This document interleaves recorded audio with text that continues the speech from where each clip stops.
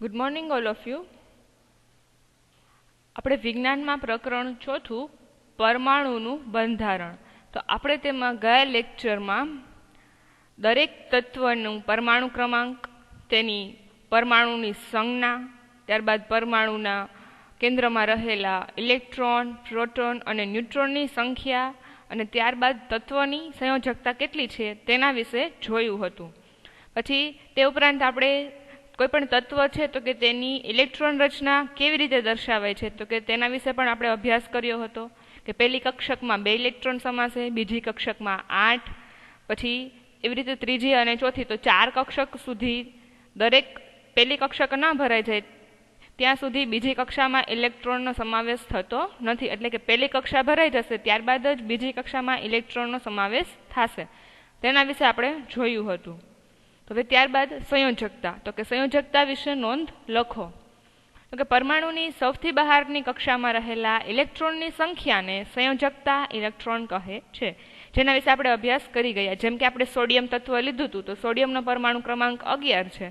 આપણે તેની ઇલેક્ટ્રોન રચના દર્શાવશું તો પહેલી કક્ષકમાં 2 ઇલેક્ટ્રોન આવશે, બીજી કક્ષકમાં 8 ઇલેક્ટ્રોન આવશે. ટોટલ કેટલા? 10 ઇલેક્ટ્રોન થઈ ગયા. અને એનો પરમાણુ ક્રમાંક 11 છે, તો હજી એક ઇલેક્ટ્રોન છે તે ત્રીજી કક્ષકમાં ગોઠવાશે. તો ત્રીજી કક્ષકમાં એક ઇલેક્ટ્રોન ગોઠવાશે તો તે અષ્ટકનો નિયમ પ્રાપ્ત કરવા માટે કાં તો એક ઇલેક્ટ્રોન છે તેને ગુમાવી દેશે અથવા તો કે તેમાં 7 ઇલેક્ટ્રોન મેળવી લેશે. તો 7 ઇલેક્ટ્રોન મેળવવા કરતાં તે એક ઇલેક્ટ્રોનને ગુમાવશે. તો તે સોડિયમની સંયોજકતા શું થશે? 1, કારણ કે તે એક ઇલેક્ટ્રોન ગુમાવે છે.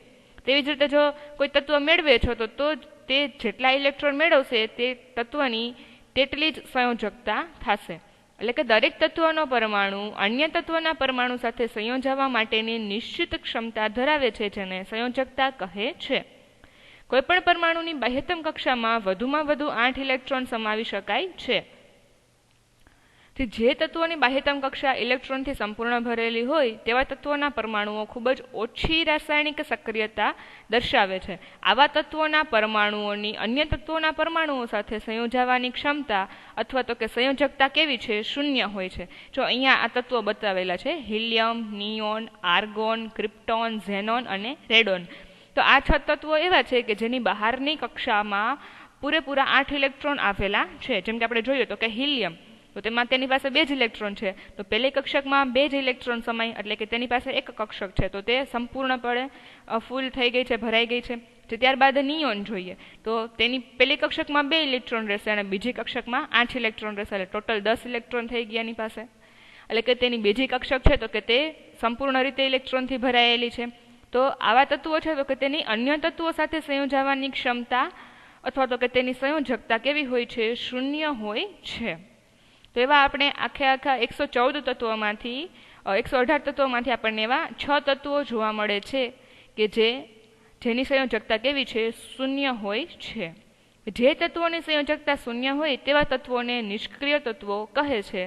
નિષ્ક્રિય તત્વો પૈકી માત્ર હિલિયમની બાહ્યતમ કક્ષામાં 2 ઇલેક્ટ્રોન છે, જ્યારે બાકીના તત્વોની બાહ્યતમ કક્ષામાં 8 ઇલેક્ટ્રોન છે. એટલે કે અહીંયા આની પાસે ફક્ત 2 જ ઇલેક્ટ્રોન છે. એટલે આ 6 માંથી આ હિલિયમ એક જ એવું તત્વ છે કે જેની બાહ્યતમ કક્ષામાં 2 ઇલેક્ટ્રોન છે, જ્યારે બાકીના આ 5 તત્વોની બાહ્યતમ કક્ષામાં કેટલા?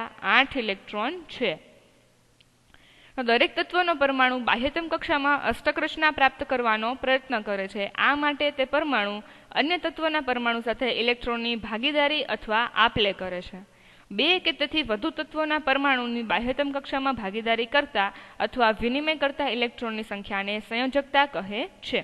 કે ક્યારેક કોઈ 2 તત્વો વચ્ચે ઇલેક્ટ્રોનની ભાગીદારી થતી હોય અથવા તો કે 2 કરતાં વધુ તત્વોની વચ્ચે પણ ઇલેક્ટ્રોનની ભાગીદારી થતી હોય, તો આમ ઇલેક્ટ્રોનની જે ભાગીદારી થાય છે તો કે તે ઇલેક્ટ્રોનની સંખ્યાને સંયોજકતા કહે છે.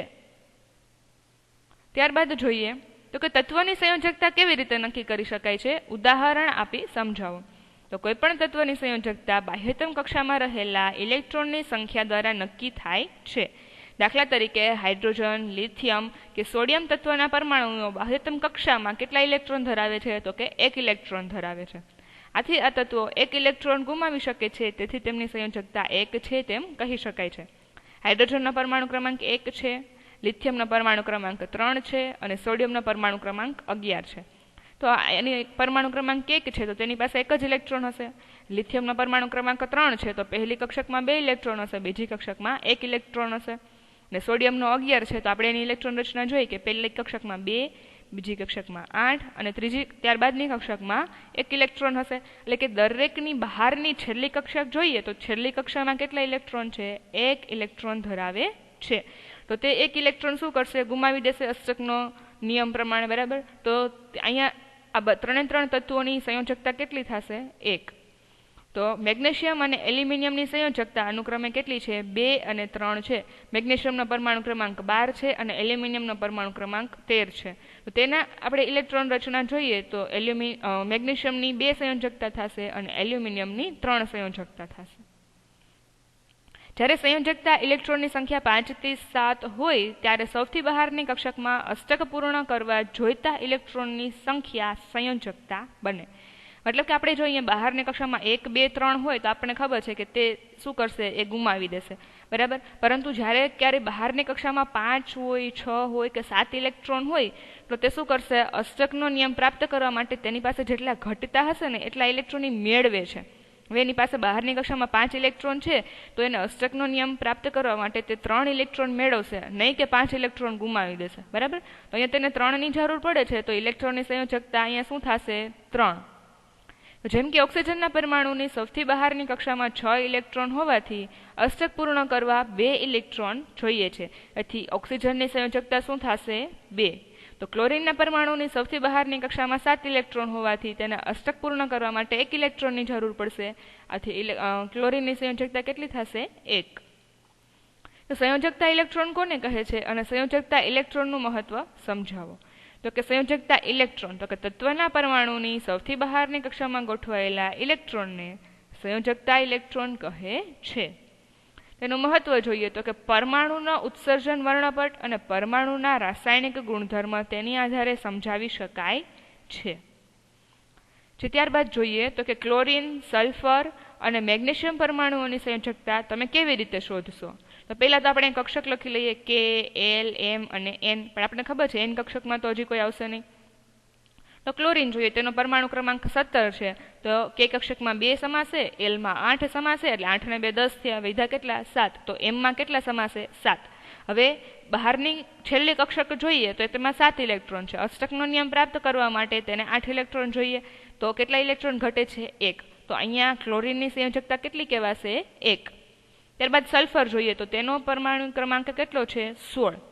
તો 16 પરમાણુ ક્રમાંક છે તો તેની આપણે ઇલેક્ટ્રોન રચના જોઈએ તો K કક્ષકમાં 2 ઇલેક્ટ્રોન, L કક્ષકમાં 8 સમાશે અને ત્યારબાદ ત્રીજી કક્ષકમાં 6. તો કે અહીંયા 6 છે તો અષ્ટકનો નિયમ પ્રાપ્ત કરવા માટે તેને કેટલા ઇલેક્ટ્રોનની જરૂર પડે? 2. તો અહીં સલ્ફરનો સંયોજકતા શું થશે? 2. તે રીતે મેગ્નેશિયમ જોઈએ તો અહીંયા મેગ્નેશિયમનો પરમાણુ ક્રમાંક તમારે કહેવાનો છે કે કેટલો હશે મેગ્નેશિયમનો પરમાણુ ક્રમાંક? તો 12. તો તેની ઇલેક્ટ્રોન રચના જોઈએ તો પહેલી કક્ષકમાં 2, બીજી કક્ષકમાં 8 અને ત્રીજી કક્ષકમાં 2. અહીંયા છેલ્લી કક્ષકમાં એની પાસે 2 ઇલેક્ટ્રોન છે. અષ્ટકનો નિયમ પ્રાપ્ત કરવા માટે તેની પાસે કેટલા ઘટે? તો કે 6 ઘટે. તો તે 6 મેળવશે કે 2 ગુમાવી દેશે? તો કે 6 મેળવે એના કરતાં 2 ગુમાવી દેશે. આ 2 ઇલેક્ટ્રોન ગુમાવશે એટલે કે આ કક્ષક કેવી થઈ જશે? ખાલી થઈ જશે. તો હવે એની આગળની કક્ષક જોઈએ તો એમાં તો 8 પૂરા છે જ એટલે કે અષ્ટકનો નિયમ પ્રાપ્ત થઈ ગયો, બરાબર. તો આ 2 ગુમાવશે તો અહીંયા મેગ્નેશિયમની સંયોજકતા શું થશે? 2. તો ત્યારબાદ જોઈએ તો કે પરમાણ્વીય ક્રમાંક એટલે શું અને તેની લાક્ષણિકતાઓ જણાવો. તો પરમાણ્વીય ક્રમાંક તો કે કોઈ પણ તત્વના પરમાણુના કેન્દ્રમાં રહેલી પ્રોટોનની સંખ્યાને પરમાણ્વીય ક્રમાંક કહે છે. પરમાણ્વીય ક્રમાંકને Z વડે દર્શાવવામાં આવે છે, જેમ કે અહીંયા દર્શાવેલું છે. ક્લોરીનનો પરમાણ્વીય ક્રમાંક 17 છે તો અહીંયા Z બરાબર 17 લખેલું છે. આથી આપણે કહી શકીએ કે Z એ શું દર્શાવે છે? પરમાણ્વીય ક્રમાંકની સંજ્ઞા છે. કોઈપણ પરમાણુના કેન્દ્રમાં જેટલા પ્રોટોન હોય તેટલી જ સંખ્યાના ઇલેક્ટ્રોન કેન્દ્રની ફરતે પરિભ્રમણ કરતા હોય છે. તેથી પરમાણુ વીજભારની દ્રષ્ટિએ કેવો હોય છે? તટસ્થ હોય છે. એટલે કે જો કોઈ પરમાણુનો પરમાણુ ક્રમાંક 17 હોય તો તેના કેન્દ્રમાં 17 પ્રોટોન હશે અને તેના કેન્દ્રની ફરતે તેટલા જ ઇલેક્ટ્રોન પરિભ્રમણ કરતા હશે. એટલે કે તેમાં 17 પ્રોટોન અને 17 ઇલેક્ટ્રોન આવેલા હશે. તેથી તે વીજભારની દ્રષ્ટિએ કેવો હોય છે? તટસ્થ હોય છે. આમ પરમાણ્વીય ક્રમાંક Z એટલે કે કેન્દ્રમાં રહેલા પ્રોટોનની સંખ્યા અને કેન્દ્રની ફરતે પરિભ્રમણ કરતા ઇલેક્ટ્રોનની સંખ્યા. દાખલા તરીકે હાઇડ્રોજન માટે જોઈએ તો પરમાણ્વીય ક્રમાંક 1 છે, કારણ કે હાઇડ્રોજનના કેન્દ્રમાં 1 પ્રોટોન હાજર છે, જ્યારે કાર્બન માટે પરમાણ્વીય ક્રમાંક 6 છે, કારણ કે તેના કેન્દ્રમાં 6 પ્રોટોન હાજર છે. તો કોઈ એક તત્વના બધા જ પરમાણુઓ માટે પરમાણ્વીય ક્રમાંક સમાન જ હોય છે. અને પરમાણ્વીય ક્રમાંક હંમેશા ધન પૂર્ણાંક જ હોય છે, એટલે કે હંમેશા આપણે તેને 1 થી શરૂઆત કરીને 1, 2, 3, 4 એવી રીતે ધન સંખ્યામાં જ આપણે તેને દર્શાવીએ છીએ. પરમાણ્વીય ક્રમાંક ક્યારેય ઋણ હોતો નથી. ત્યારબાદ દળાંક એટલે શું સમજાવો. તો પ્રાયોગિક રીતે સાબિત થયું છે કે પરમાણુનું દળ કેન્દ્રમાં રહેલા પ્રોટોન અને ન્યુટ્રોન જેવા અપરમાણ્વીય કણોને કારણે હોય છે. આમ સમગ્ર દળ પરમાણુના કેન્દ્રમાં કેન્દ્રિત થયેલું હોય છે. પ્રોટોન અને ન્યુટ્રોનને ન્યુક્લિયોન્સ પણ કહે છે. તો અહીંયા પહેલા આપણે જોઈ ગયા તે શું હતું, પરમાણ્વીય ક્રમાંક, જેમાં શું હતું તો કે કેન્દ્રમાં પ્રોટોન અને ઇલેક્ટ્રોનની સંખ્યા હતી, જ્યારે અહીંયા દળાંક તો કે પરમાણ્વીય દળાંક, તો તેના કેન્દ્રમાં શું રહેલું છે તો કે પ્રોટોન અને ન્યુટ્રોન રહેલા હોય છે. તો તેને આધારે આપણે તેને ન્યુક્લિયોન્સ પણ કહી શકીએ છીએ. તો પરમાણુના કેન્દ્રમાં રહેલા પ્રોટોન અને ન્યુટ્રોનની કુલ સંખ્યાના સરવાળાને શું કહે છે, તત્વનો દળાંક કહે છે. એટલે કે પ્રોટોન અને ન્યુટ્રોન બંનેની સંખ્યાનો શું કરવાનો છે, સરવાળો, એટલે આપણને શું મળશે, પરમાણુનું દળ મળી જશે. તો પરમાણુના દળાંકને એ સંજ્ઞા વડે દર્શાવવામાં આવે છે, જ્યારે પરમાણુ ક્રમાંકને Z વડે દર્શાવવામાં આવે છે. તો દળાંક એ બરાબર પ્રોટોનની સંખ્યા પ્લસ ન્યુટ્રોનની સંખ્યા, એટલે કે એ બરાબર P પ્લસ N. પ્રોટોન એટલે P, ન્યુટ્રોન એટલે N, અને દળાંક એટલે એ. તો એ બરાબર P પ્લસ N અને એ બરાબર Z પ્લસ N, કારણ કે પ્રોટોનની સંખ્યા છે તેને આધારે આપણે તેનો પરમાણ્વીય ક્રમાંક પણ આપી શકીએ છીએ. તો અહીંયા આપણે જો હવે ન્યુટ્રોન શોધવા હોય તો આપણે N ને કરતા બનાવશું અને Z સામેની સાઈડ જશે તો આ સાઈડ પ્લસ છે, સામેની સાઈડ જશે તો શું થઈ જશે, માઇનસ, એટલે કે N બરાબર A માઇનસ Z. તો કોઈપણ તત્વના પરમાણુને દર્શાવવા માટેની સંજ્ઞા જણાવો. તો કે કોઈપણ તત્વના પરમાણુને દર્શાવવા માટે તેના પરમાણ્વીય ક્રમાંક, દળાંક અને તત્વની સંજ્ઞા નીચે મુજબ દર્શાવી શકાય છે. આ સંજ્ઞાને ન્યુક્લિડ્સ કહે છે. જેમ કે અહીં કોઈપણ તત્વની સંજ્ઞા લખવાની, ત્યારબાદ તેનું દળ કેટલું છે એ ઉપર લખવાનું અને તેનો પરમાણ્વીય ક્રમાંક કેટલો છે તે નીચે લખવાનું. તો આપણે અહીંયા જોઈએ તો કે આ નાઇટ્રોજનનું આપેલું છે. તો નાઇટ્રોજનનું જોઈએ આપણે તો નાઇટ્રોજનનો પરમાણુ ક્રમાંક કેટલો છે, 7, અને તેનું દળ કેટલું થશે, 14, કારણ કે તેમાં રહેલા પ્રોટોન અને ન્યુટ્રોનની સંખ્યાનો સરવાળો, એટલે દળ કેવું થશે 14 અને અહીંયા 7, તો કે તે શું છે, તેનો પરમાણ્વીય ક્રમાંક. તેવી રીતે ઓક્સિજન જોઈએ તો તેનો પરમાણ્વીય ક્રમાંક કેટલો છે, 8. તો અહીંયા નીચે શું લખવાનું, 8, અને ઉપર શું લખવાનું, તેનું દળ. તો કે પ્રોટોન પ્લસ ન્યુટ્રોન એટલે કે દળાંક, તો કેટલું આવશે, 16. તેવી જ રીતે અહીંયા ફ્લોરિન છે તો ફ્લોરિનનો પરમાણ્વીય ક્રમાંક 9 છે, એટલે નીચે 9 લખશું અને તેનું દળાંક એટલે કેટલું છે, 19. તો ઉપરની સાઈડ શું લખશું, 19. તો આવી રીતે આપણે કોઈ પણ તત્વને તેની સંજ્ઞા, તેના દળાંક અને પરમાણ્વીય ક્રમાંક આપેલો હોય તો આપણે આ મુજબ તેને દર્શાવી શકીએ છીએ. તો અહીંયા આપણું આ ચેપ્ટર પૂરું થાય છે. Thank you.